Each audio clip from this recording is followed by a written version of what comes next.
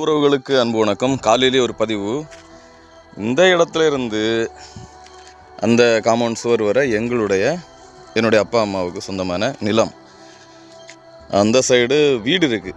இங்கே பாருங்கள், என்னுடைய குடும்ப சொத்து பத்திரத்தில் எப்படின்னா எழுதியிருக்கு, ஒரு காலத்தும் வெட்டி அடைக்கவோ தடஸ்தம் படுத்தவோ பாடில்லாததுமாகும்னு கொடுத்துருக்கு. எது மலையாள பத்திரம், அதை தமிழாக்கம் பண்ணி வச்சுருக்கு. இதுதான் ஒரு 4 வருஷ போராட்டம். வழி அடைச்சிட்டாங்க. இதில் என்னென்னா வழிப்பாதை மறுக்கப்பட்டிருக்கு. அவங்க வீடு அதில் இருக்குது. இங்கே பாருங்கள், வீடும் இருக்குது. பழைய வீடு கொஞ்சம் போல தெரியுது, லைட்டாக தெரியுது. அப்போது இதில் என்னென்னா மக்களே, நீதி மறுக்கப்பட்டிருக்கு. இந்த இடத்துல இருந்து அவங்க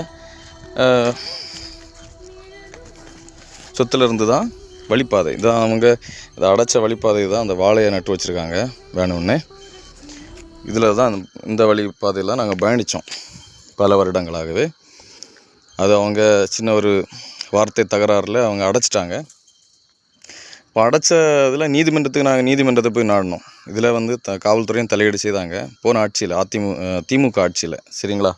இப்போ மக்களுக்கு இதை நம்ம புரிய வைக்கணும். இதில் மின் கம்பிகளும் இருக்குது, லைனும் போகுது, மின் இணைப்பு. இப்போ இந்த வழிப்பாதை நமக்கு காலங்காலமாக இருந்த வழிப்பாதை தான் அவங்க அடைச்சிருக்காங்க. இதை நம்ம எதிர்த்து கோர்ட்டில் நம்ம முறையிட்டோம். ஆனால் கோர்ட்டில் என்னடா இந்த வழக்கை நிராகரிச்சிருக்காங்க. ஏன் நிராகரித்தாங்கன்னா, ஏற்கனவே எங்களுக்கு வழிப்பாதை இருக்குங்கிற ஒரு இதை சுட்டி காட்டியிருக்காங்க.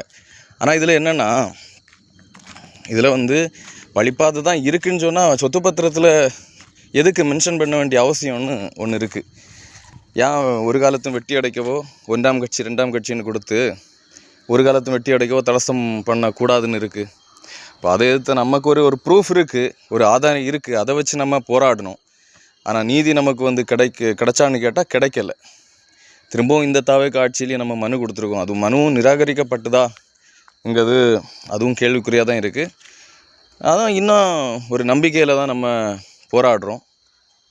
மனுக்கள் கொடுத்துட்ருக்கோம். இன்னும் நம்ம கோர்ட்டில் இன்னும் போராடணும்னா மேல்முறையீடு தான் செய்யணும். இப்போ அப்படிப்பட்ட சிக்கல்கள் இருக்குது. அவங்க உயிரோடு இருக்கிற நேரத்திலேயே இப்படி அவங்களுடைய தார்மீக உரிமை மறுக்கப்படுதுன்னா இது எவ்வளவு அவல நிலைன்னு பாருங்கள் மக்களே. தமிழ் உறவுகள் இது எல்லாரும் இதை கேட்கணும், பார்க்கணும் இந்த விஷயத்த. ஏன்னா இதில் ஒரு 7-8 அடிக்கிட்டே இருக்கும் கீழே.